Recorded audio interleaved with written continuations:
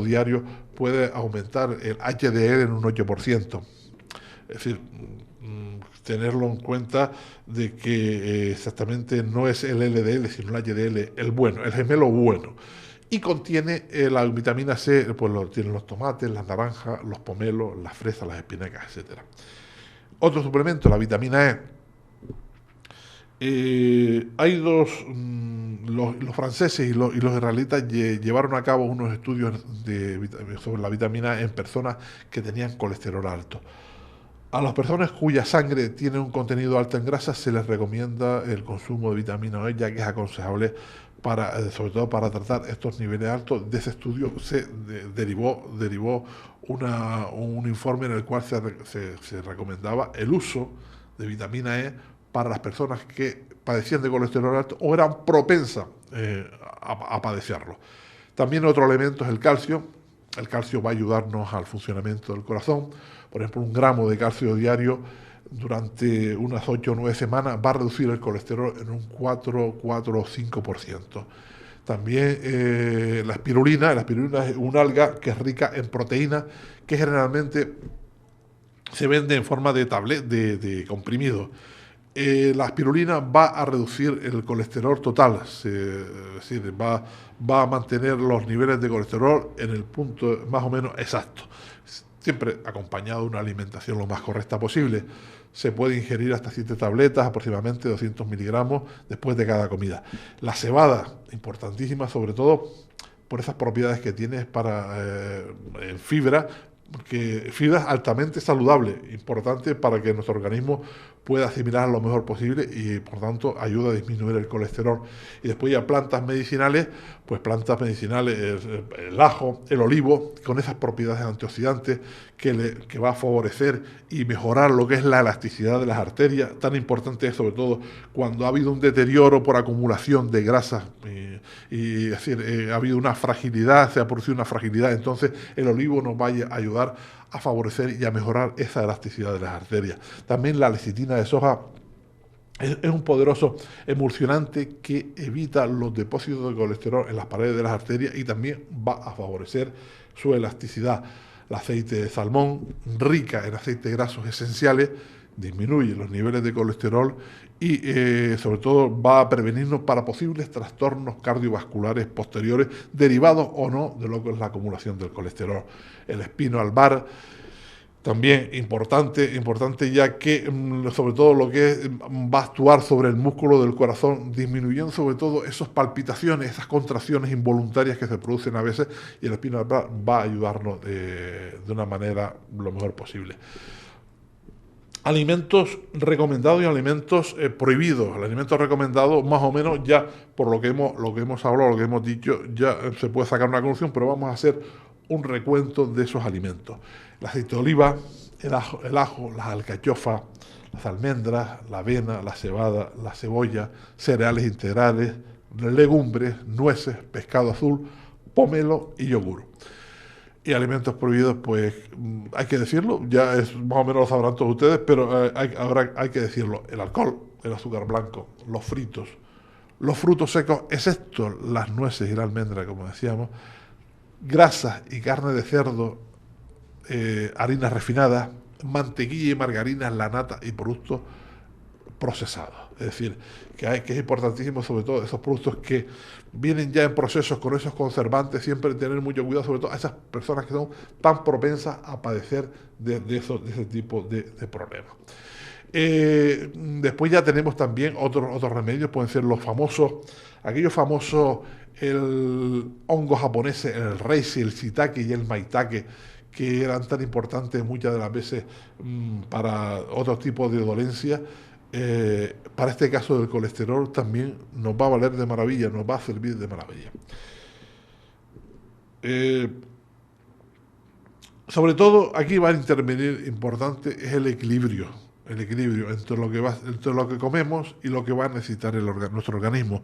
En lo que comemos y va a producir el desgaste de nuestro organismo.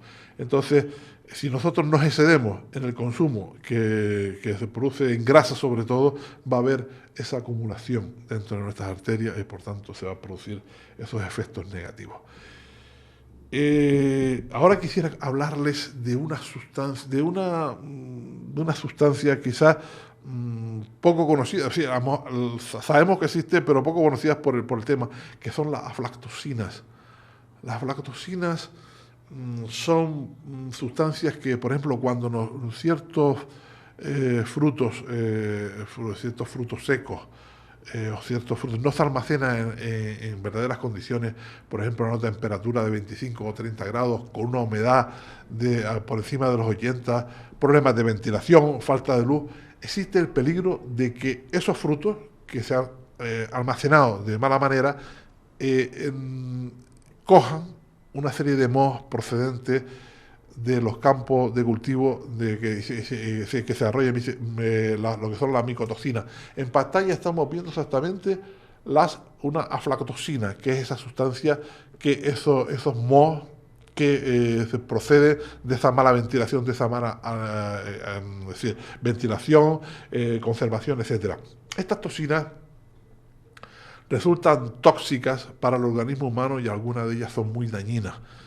Especialmente resultan nefastas las aflatoxinas, esa que acabamos de ver, que son los productos de desechos que elaboran principalmente los hongos del género Aspergillus, que son sustancias que han demostrado ser muy nocivas para la salud, tanto en personas como en animales, por ese efecto tóxico que tiene sobre el sistema nervioso, el sistema inmunológico y sobre todo el papel que desempeña, ese papel importantísimo que se desempeña en el desarrollo del cáncer de hígado.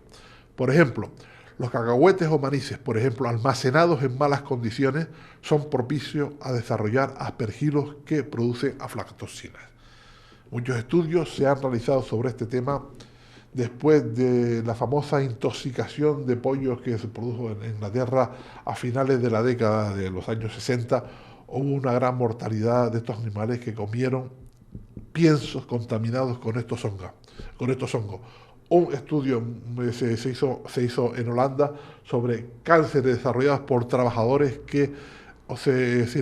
trabajadores que obtenían las aceites a partir de cacahuetes o maíces que estaban mal almacenados, y entonces se producía este tipo de toxinas.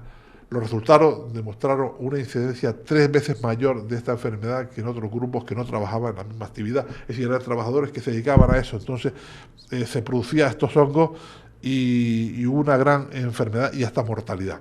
Existen aproximadamente 18 tipos de aflatoxina, siendo la B1, no estamos hablando de vitaminas, sino de aflatoxina, la peor de todas. Las aflatoxinas no se desarrollan solamente en lo que son los frutos secos, sino también en cualquier otro alimento de origen vegetal o animal, como pueden ser los cereales, la leche o la carne. Las aflatoxinas resultan muy difíciles de erradicar por completo, de eliminar por completo. Sin embargo, las administraciones sanitarias consideran que a ciertos niveles de las mismas son tolerables y no perjudican la salud. Si son pequeñas cantidades, el cuerpo puede asimilarlas y puede eliminarlas.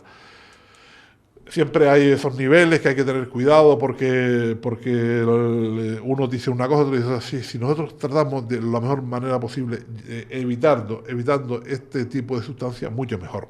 Los frutos secos resultan especialmente sensibles a lo que es la contaminación de este tipo de mohos.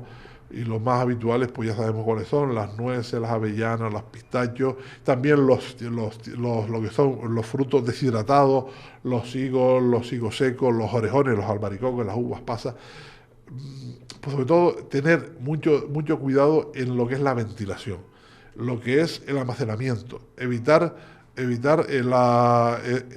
las humedades que van a derivar en este tipo de hongos. Las recomendaciones normales siempre comprar lo que son marcas conocidas, marcas que ya hayan demostrado una calidad, que no vayamos a comprar marcas raras que al final va a salirnos peor, sobre todo lo que es el peor el remedio que la enfermedad. Por tanto, es importante siempre lo que es el mantenimiento de esos frutos, de esos elementos, para evitar este tipo de sustancias que pueden ser muy perjudiciales y pueden ser hasta mortales. Estimados y pacientes oyentes y televidentes,